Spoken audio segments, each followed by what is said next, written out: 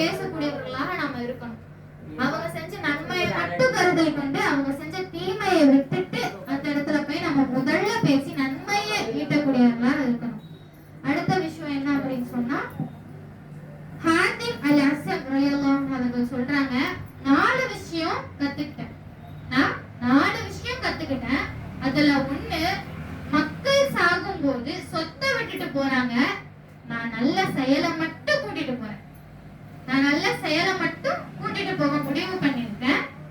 அதனால நான் நல்லவங்க கூட மட்டும்தான் சேர போறேன். அவங்க சொன்ன விஷயம் என்ன? நான் 4 விஷயத்தை கத்துக்கிட்டேன். மக்கள் எல்லாரும் மரணிக்கும் போது அவர்களுடைய செல்வத்தை தான் விட்டுட்டு போறாங்க. நான் நினைக்கிறேன் என்னோட நான் நல்ல அமல்களை மட்டும் எடுத்துட்டு போகணும், நல்ல செயல்களை மட்டும் எடுத்துட்டு போகணும் முடிவு பண்ணிருக்கேன். அதனால நான் நல்லவர்களோட மட்டும் சேர்றேன். இந்த எண்ணம் தான் நமக்குள்ளே இருக்கும். நம்ம எப்படி இருக்கோம் அப்படின்னா, இந்த உலக வாழ்க்கையிலேயே மூழ்கி இருக்கும்.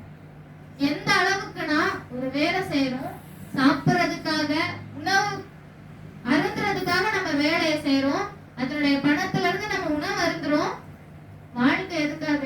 சாப்பிடுறதுக்கு, தூங்குறதுக்கு, இருக்கிறது. எதுக்காக நம்ம இந்த வாழ்க்கையை வாழ்றோம்?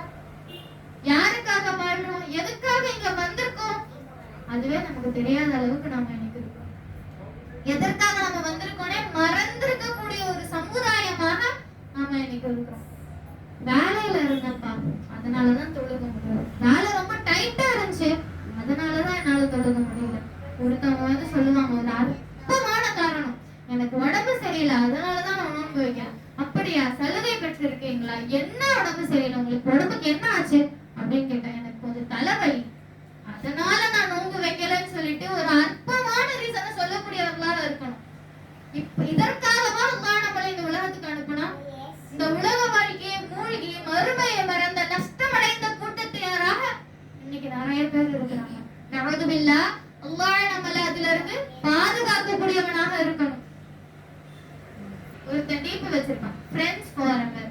என்ன வச்சிருப்பான்? Friends forever.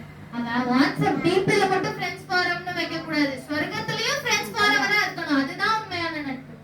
இங்க டீப்ல மட்டும் நீ ஃப்ரெண்ட்ஸ் ஃபாரம்னு வச்சுட்டு மறுமையில போயிட்டு நீ அவனை எதிரியா பார்ப்ப. அந்த நட்பு உனக்கு வேணுமா?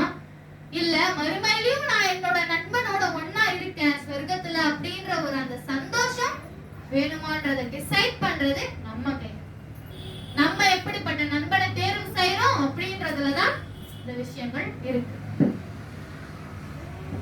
ரசூல் ஸல்லல்லாஹு அல்லாஹ் தனது திருமறை குர்ஆன்ல 3வது அத்தியாயம் 8வது வசனத்துல சொல்றான், எங்கள் இறைவா, நேர்வழிக்கு பின் எங்கள் உள்ளங்களை திருப்பி விடாதே. காலையில ஒருத்தன் முஸ்லிமா இருப்பான், ஈவினிங் அவனை பார்த்தா வேற ஏதோ ஒரு மாற்று மதத்தினர்ல இருப்பான். அப்படி இருக்கும்போது காலையில தானே இப்படி இருந்தா எப்படி இப்படி இருப்பான்னு அவங்களாம் ஷாக்கிங்கா இருக்கும்.